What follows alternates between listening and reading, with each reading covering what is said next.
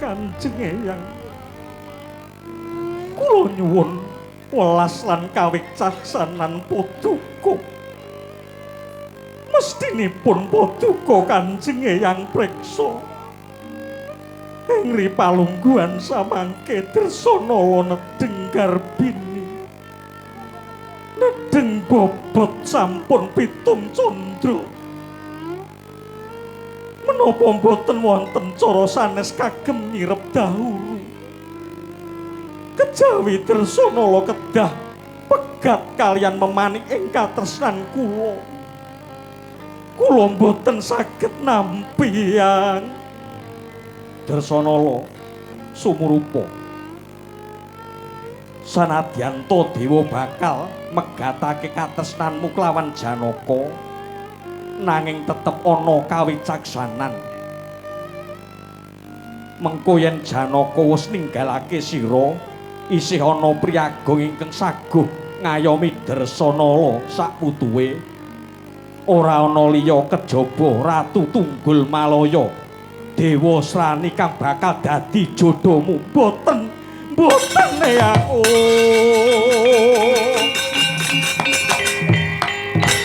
Batobat Dresanala padhek konger.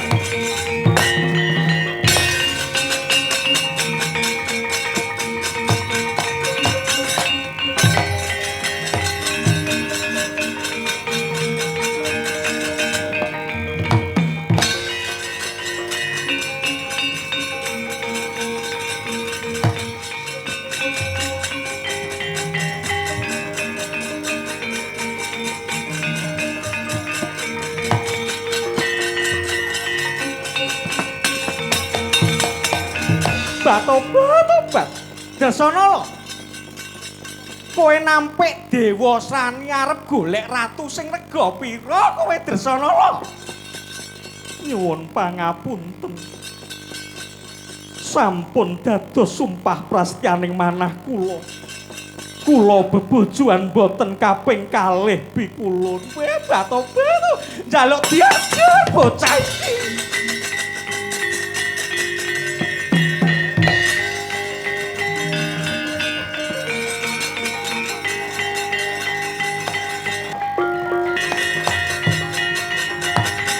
Lakon mati.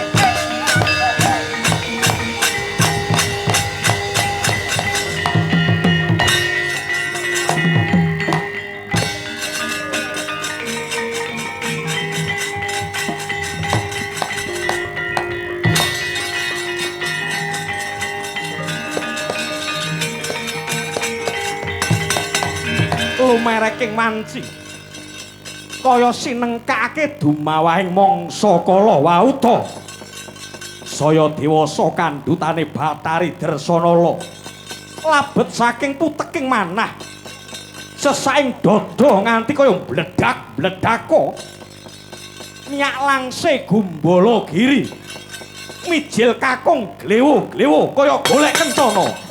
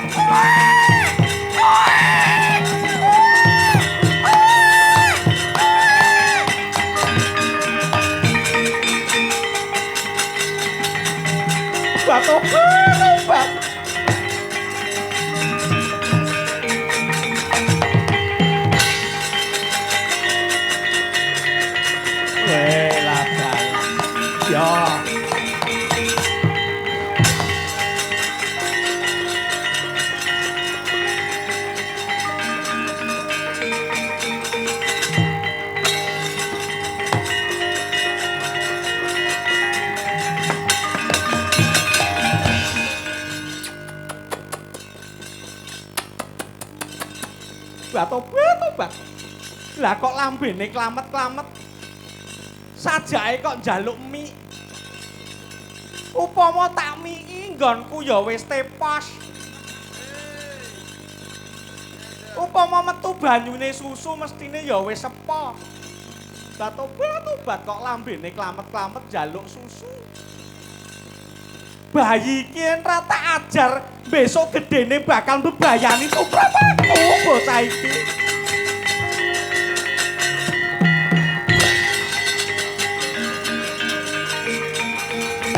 Kapan mati dening aku iki?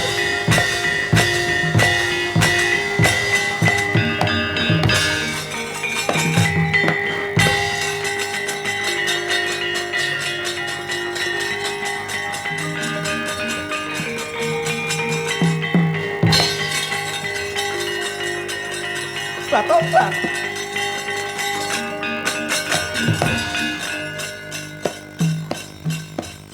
Malah joget, gejek. Bayi diajar kok malah joget, ngerti Rama. Sajake kok kaya anake tukang kendang iki. Tobat. Kowe tak ajar kok malah menteles bae. Tanjir. Anjrit. Kecekel cemplunge Kawah Candra di muka Modyar dina iki kowe.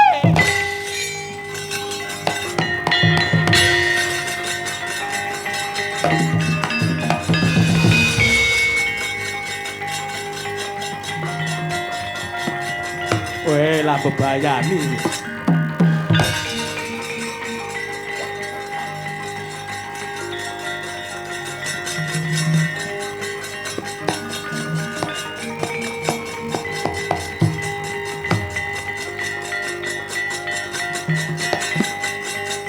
Ayo tangi.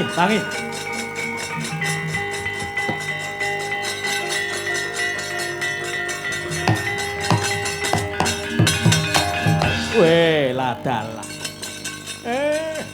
Lah kok kowe enak-enak neng kene, Brama?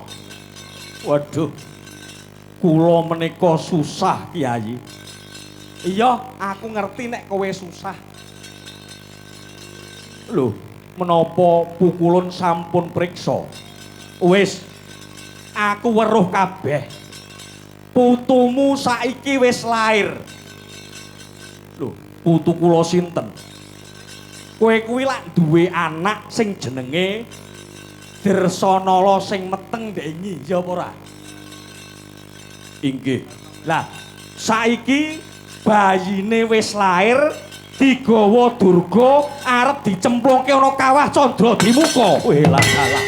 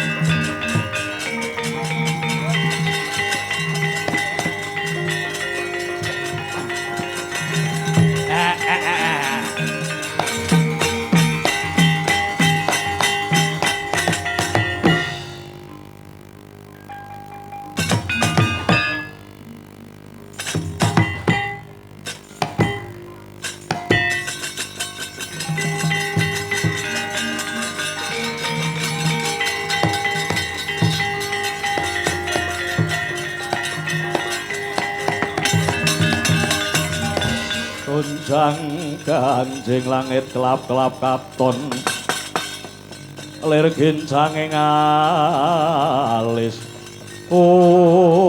nah mbah sing becik ya kaya kowe ngono kuwi kenek tanggung jawabe no inggih niki putu kula Bu Kulun iya iki putumu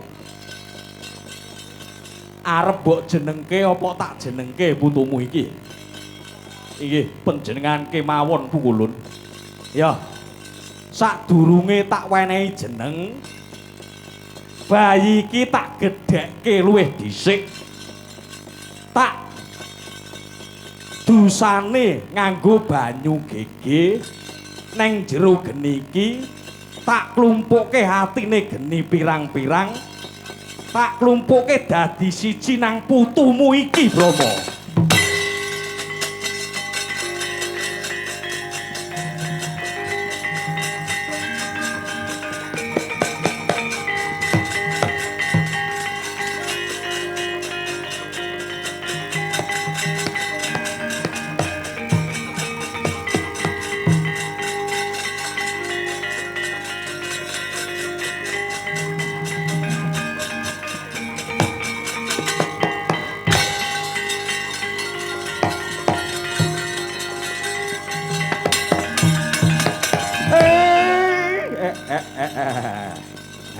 saiki wis dadi gedhe kowe. Aku iki sapa, Kak? Kowe durung duwe jeneng. Kae sing neng burimu kae, mbahmu kae. Endi, Kak? Burimu kuwi sawangen dhisik. Iki, Kak? Iya. Iya, Nger. Ulun mbahmu Bathara Brama, Nger. Kowe putuku. Oh, sampeyan mbahku. Iya, Nger. Lah terus kowe sapa, Kak? Kok modelmu kaya Doraemon ngono? Doraemon dekelmu mlocot kuwi. Baguse kaya ngene kok Doraemon ra. Aku iki ya mbahmu. Lho, mbahku eneng loro. Iya. Nek mburimu kuwi mbahmu asli, nek aku mbah sambungan ngono. Oh, mbah sambungan. Lah terus jenengmu sapa, Mbah? Aku Mbah Semar. Oh, Mbah Semar. Iya. Lah terus aku jenengku ki sapa, Kak? Ya. Muga seneksen keblat sak isine rena wengi tak seksekake. Kowe tak jenengake Bambang Wisanggeni, Ger.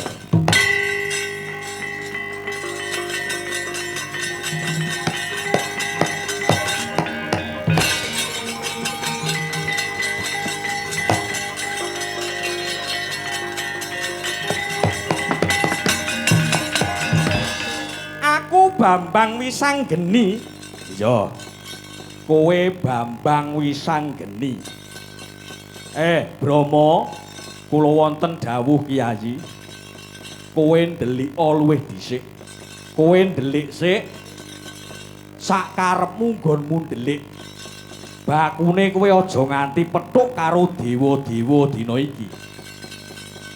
Oh, kula kedah ndelik. Iya. Lajeng putu kula menika kados pundi? Engko putumu neng aku. Wis, tak purbane. Sing tanggung jawab aku putumu. Manuta karo Sutradara ngono ya. Wis kowe ndelika manuta aku. Iki. Lajeng ngantos benjang menapa menika. Yen aku ngetan, kowe melu ngetan ning kudu mlipir-mlipir aja nganti weruh dewa. Lan kowe aja buka wadi iki. Sadurunge wadi iki kewiyak ya Brama. Nggih, sendika ngestakaken dawuh Kyai.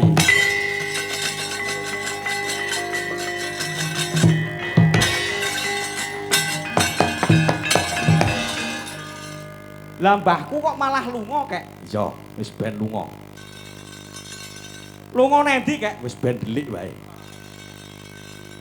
Kanggo nek melu awake dhewe malah ngregon-ngregoni. Lah lunga kok terus aku karo sapa? Kowe engko karo aku wae, ngono. Kowe karo aku wae, iki mbahmu. Kowe engko karo aku malah iso sepelan kok. Nek karo mbahmu Brama ke ora iso sepelan. Wong mbahmu Brama ke wonge lalen kok anggere jak sepelan mesti kobong mbahmu. Ngono. Oh ngono kek. Iya. Lah kae Mbah Brama ndek mau lunga kok diiringi swara gemuruh. Kaya ngono kuwi swara apa kek? Kae mau swara gamelan Lokananta ngono. Gamelan Lokananta? Iya. Lah kok gamelan kok modele kok grandul-grandul kaya ngono kae? Kae jenenge apa kek? Kae jenenge kempul utawa gong ki ya kae. Lah kok iso metu suarane kek? Nek dituthuk mesti metu suarane ngono. Ngono. Lah kek kok bunder cilik-cilik mlenu ana tengahe kae apa kek? Kae jenenge bunang kae. Nek dituthuk ya metu suarane. Pokoke gamelan ki anggere dituthuk mesti metu suarane. Oh ngono ya kek? Iya.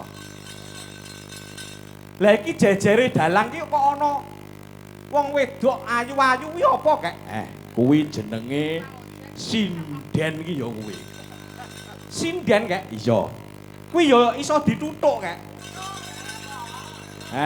Kuwi sok-sok dituthuk, sok-sok ora nek kuwi. Manut kebutuhan nek iku. Ning nek sing sinden pinggir dhewe kae ora kenek dituthuk kae. Lah kok ora kena dituthuk mergane? Kae sinden lanang ora iso dituthuk ngono. Engko nek dituthuk malah dadi benthik ngono. Kae apike dituthuk nganggo gandhen ngono ae. Ngono kae. Iya.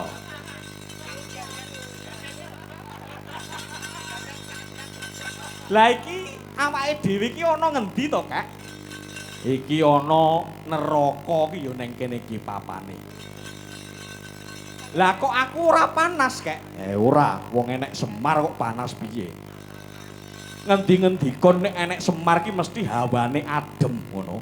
Oh, ngono ya kek. Iya. Lah ning neraka iki kok kae kok ana wong mlendung wetenge dipentungi nganggo gada geni kaya ngono kae apa kek? Kae sukmane tiwuk kae. Bola bali biyen uripe ning alam donya senengane ngombe mendem ciu ngono kae.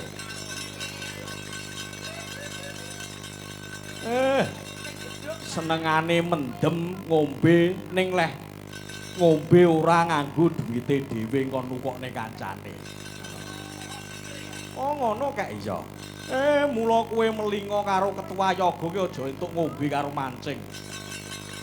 Engko nek neng neraka dituthuki wetenge kaya ngono kae mlendung wetenge kaya ngono kae. Kowe ngono kae iya. Lah kae kok ana wong papat ngadep meja cilik. Tangane njrengatung wae kae apa kek? Kae biyen uripe ning alam donya senengane main kiyu-kiyu ndol-ndol remi domino ngono kae.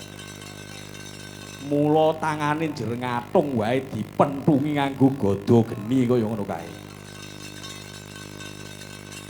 Lah kae mburine kok ana wong kok ilate dirajang-rajang kae. Kae biyen uripe ning alam donya senengane dadi tumbak cucukan. Kulak kono didol rene, kulak kene didol rono. Mula ilate dirajang-rajang kaya ngono kae. Senengane sapa-sapa diramali. Ngono kae iya. Lah kae kok ana wong kok tangane dirajang-rajang kae. Kae biyen uripe ning alam donya senengane dadi copet.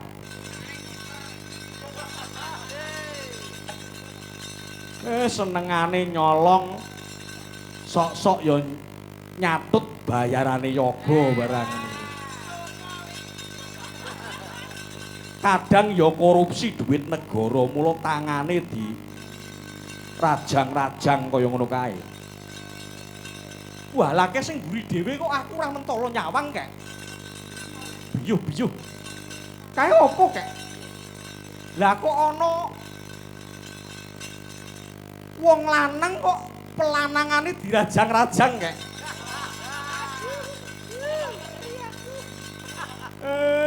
Kae biyen uripe nang alam donya senengane dolan gone Mbah Gajah ya ngono kae.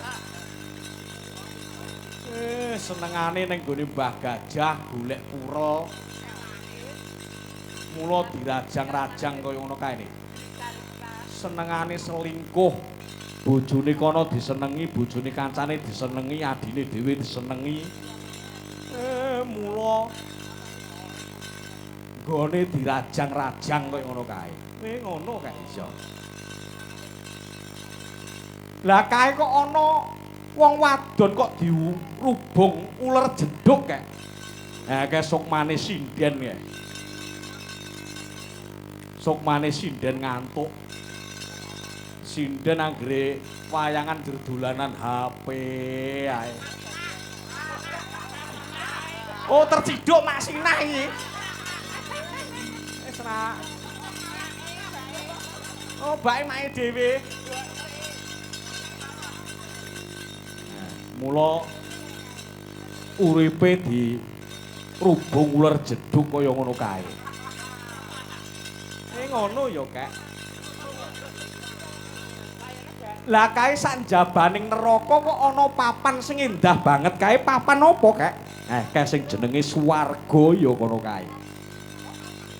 Neng jeroning swarga kae kok ana wong lanang blangkonan beskapan kerisan nganggo jarik. Kae sukmane dalang kae. Sukmane dalang kae. Dalang lomo, dalang ora isanan. Anggere nek wong nanggap ngono ora tau dijaluki panjer, malah sing nanggap-nanggap kuwi dipanjeri ben ora batal ngono. Ngono kae iya. Kok anggere saben Idul Fitri ngono yoga karo sinden kuwi dolan ning omahe dikeki dhuwit sak juta ngono. Ngono Kak. Dek kapan kowe? Lah ora gelem mara ning gone aku kok. Ngono iya.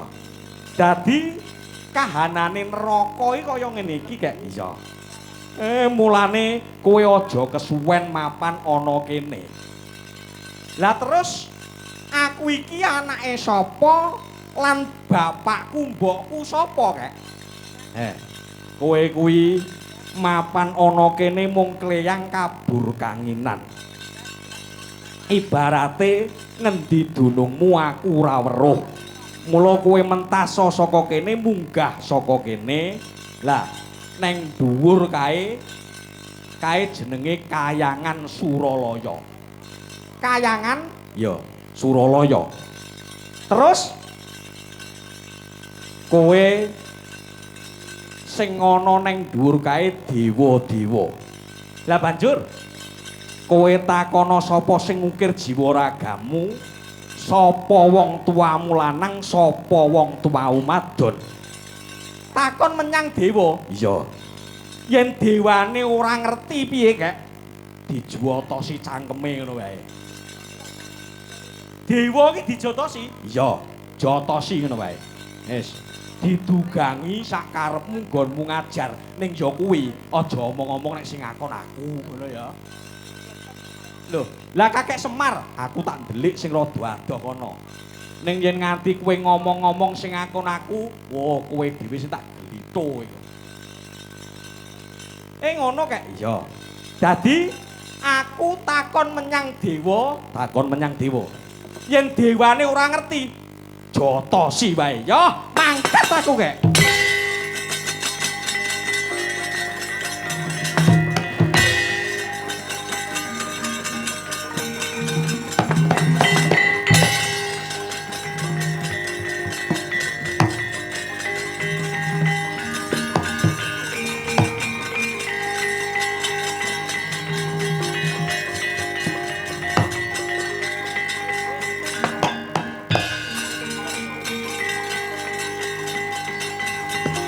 Mandeg.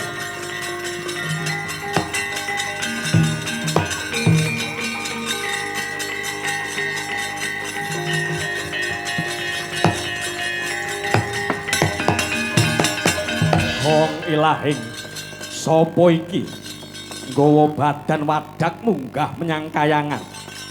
Aku Bambang Wisanggeni. Ana parigawe apa?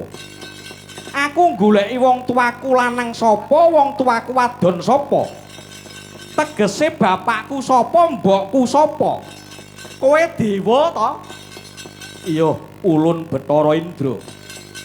Dewa mesti kene weruh.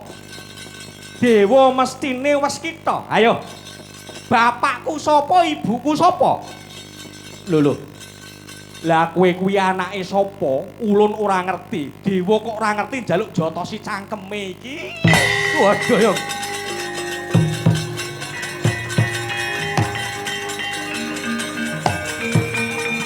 Waduh.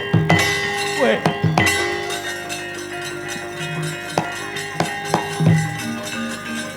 Weh. Ah. Ho.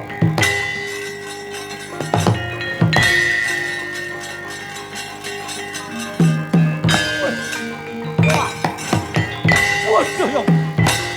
Ayo, di dewane.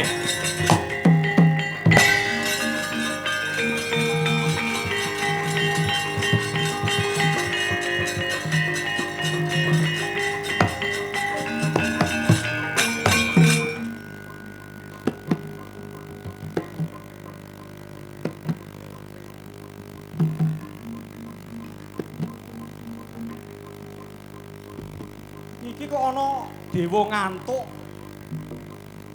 Yahmene kok ngantuk. Kaya ngono kok njaluk bayarane tambah.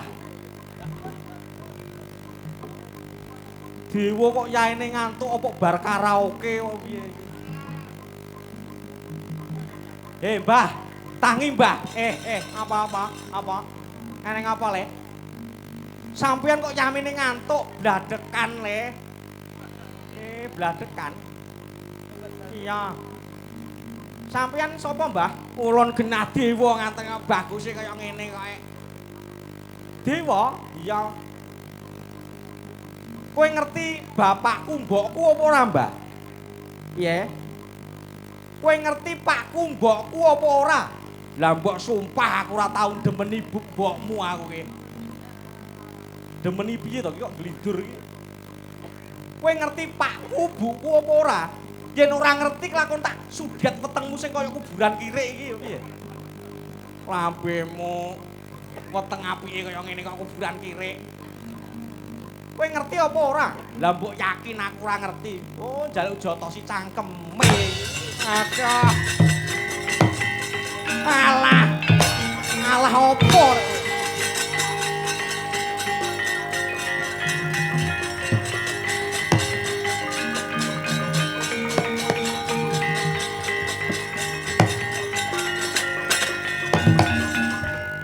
Iki ya dewa iki, genah dewa ngono nek. Dewa lek kaya tetek melek ngono.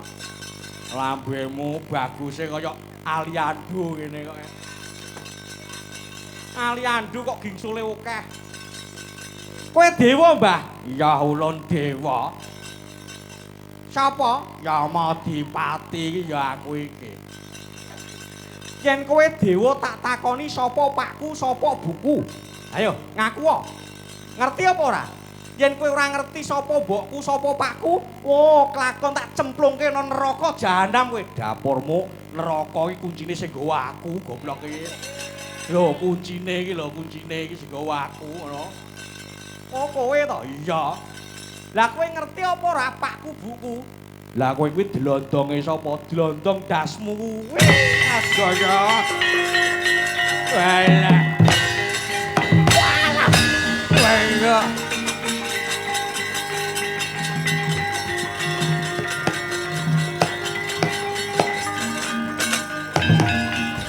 Piye? Ora neng sing ngerti kabeh iki, Kak. Dewa-dewa ora ngerti kabeh. Kae ijek eneng dewane kae. Takoni sisan. Ning ya kuwi aku meling aja ngomong-ngomong nek sing ngakon aku, ngono ya. Lah kakek Semar.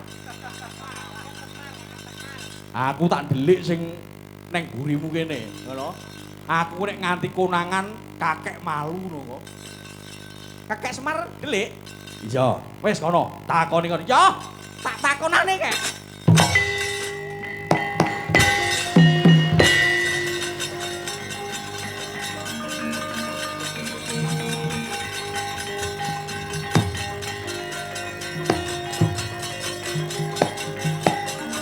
Mandeg.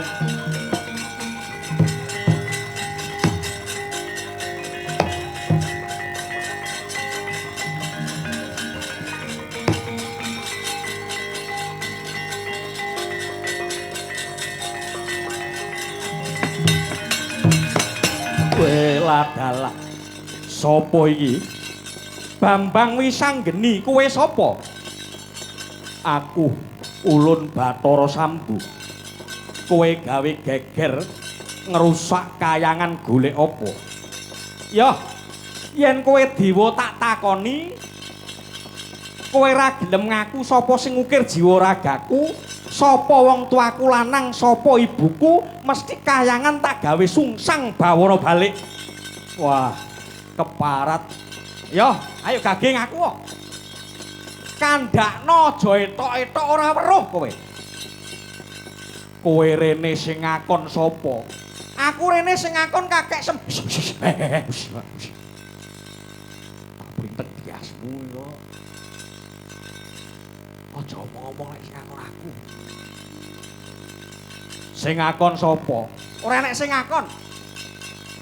Lah kuwi mburimu kok genduk-genduk kuwi mau apa? Genah luwak ngono nek. Oh, lambene mbae kok dikarake luwak. Lah gocok ngasu ra. Iki mbae dhewe kok dikarake luwak. Aja omong-omong nek sing ngakon aku. Tengo. Kowe rene sing ngakon sapa? Ora enek sing ngakon aku dhewe. Ayo, kowe ngerti pakku mbokku apa ora? Weh, lah kedrawasan iki.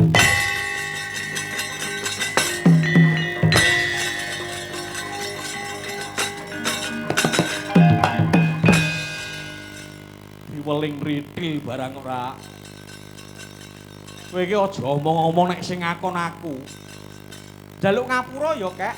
Lah ora ngerti kabeh iki Kek, aku lali nek mau. Kae sawangen kae.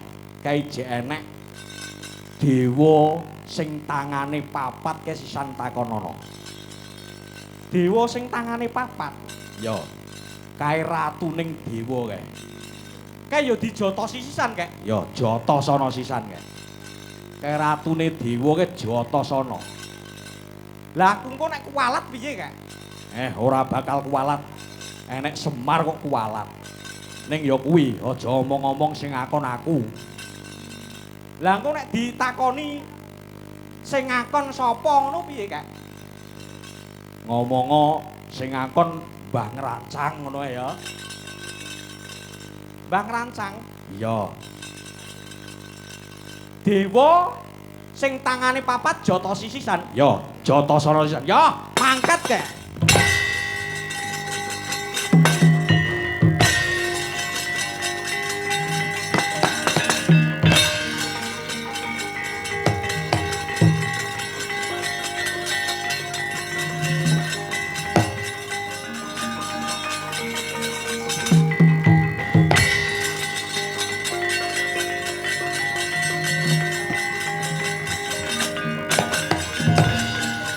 Wong ilahing iki sapa ana bocah munggah kayangan.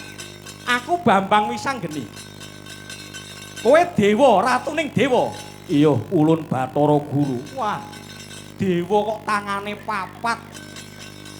Kuwi engko nek nguyuh ngono sing nyekel tangan sing ndi ngono kuwi.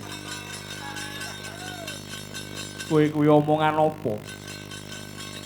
Jeneng sira munggah kayangan golek apa?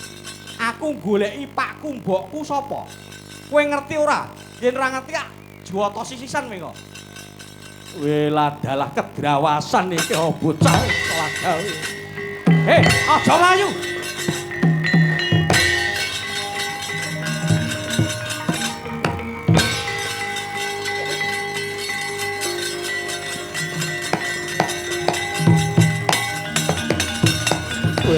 dalah. Apa ulun bakal ketiwasan? Ora. Dewa aja nganti Sor Prabawa kelawan titahe. Wis anggeni. Sira ora bakal bisa ngoyak marang panjenengan ulun. Ulun bakal ndelik ana jabaning jagat sing ora katarungku dening hawa.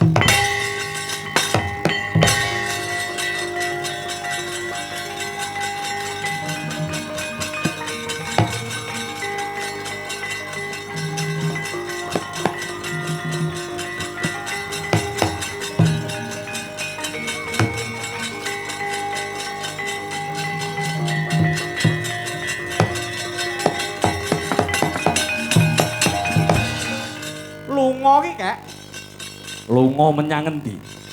Bathara Guru lunga ora ngerti malah lunga jare arep ndelik ana jabaning jagat sing ora katarungku dening hawa. Aku jare ora iso nututi kek. Iso kowe iso nututi. Kowe iso nututi, kowe manci ana epek-epekku kene, tak sangeni kowe mesti bakal teka nggone. Oh iya, aku tak mancik ning epek-epekku kek.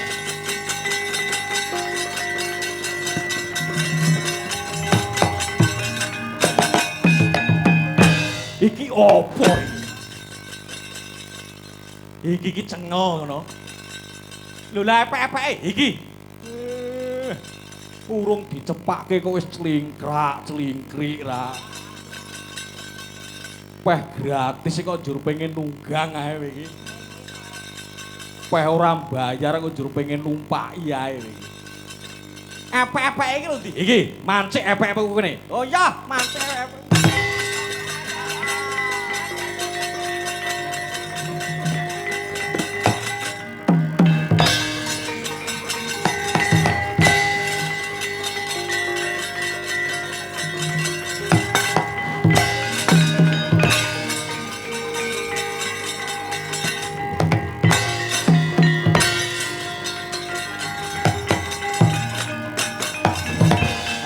Sanggeni nyata kowe bocah perwira mara gage tututana panjenengan ulun. Aku neng kene iki welah dalah. Aja mlayu kowe.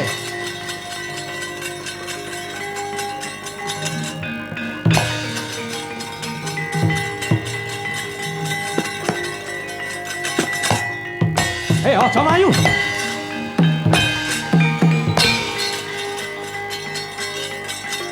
Walah dalah mudhun Marsapada.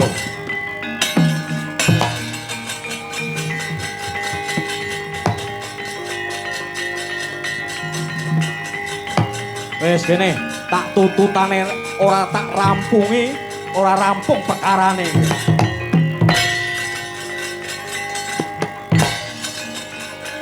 Ayo madhep. Waduh. Kyai Semar.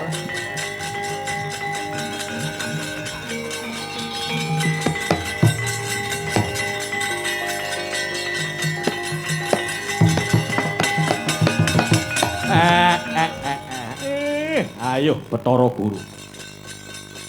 Lah kok kowe dadi ratuning dewa kok tingkahmu sakarepmu dhewe kaya ngono kuwi piye? Yen ora mbok owahi jagat iki bakal ora bakal tentrem. Waduh. Kakang Semar. Wis ya Kakang, wis.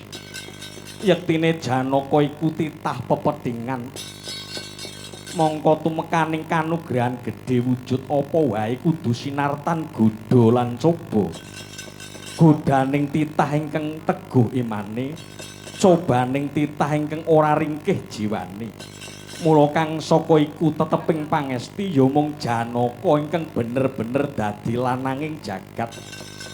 Emongen ya Kakang, emongen selawase. Wiji sejati ingkang tukul ana ing kayangan iki. Tak tandur ana bumi iki dadi tuk sumbering pepadang Kakang.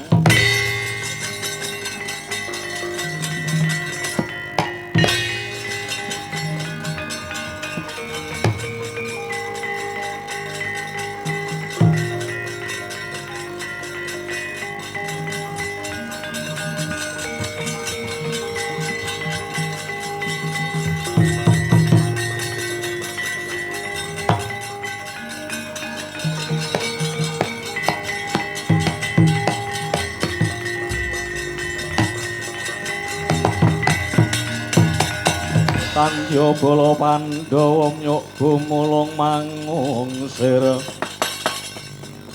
siring sata Kulawa banget ora ngira lamun to Kakang Semar ingkang ngawat-awati lelakonku. Inggih Ndara. Jengandika ngertos napa mboten? Apa Kyai? Niki mangsawang buri kula niki. Kuwi sapa Kyai? Genah anak sampeyan ngoten kok. Lho, anak kalih Dersanala bola bali anggere bojone akeh anak lair ora ngerti. Ngoten niku mbok dilereni. Mbok nggih leren. Wong kok senengane golek wedukan ae ra.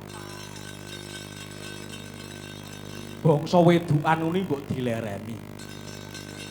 Apa kaya ngono kuwi enek lerene, Kakang? Mang etang mawon jenengan niku sinten mawon? Lho, mangitung pinten mawon? Ndara Sembadra, Srikandi, Larasati, Manuhara lan liya-liyane. Mbok nggih leren pun tuwek barang kok. Aku gelem reren nek konangan, Kakang. Lah iki genah pun konangan kali kahanan ngoten kok. Niki anak sampeyan niki.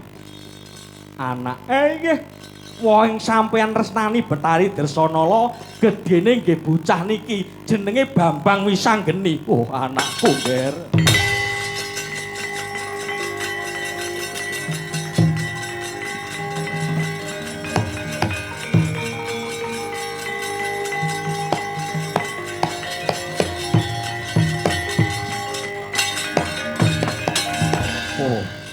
Anakku kok bagus temen. Anakku kok cakrak temen. Iki sapa, Kak? Kuwi papi ya kuwi. Ayah. Ora kaya wong gonaku tuwas diceluk papi kok esuk-esuk ngunggahke wedi. Nah iki genah asli papi ya iki. Bektiku Rama. Iya Ngger. Anakku Wisanggeni ayuh tak boyong menyang Madukara, Ngger.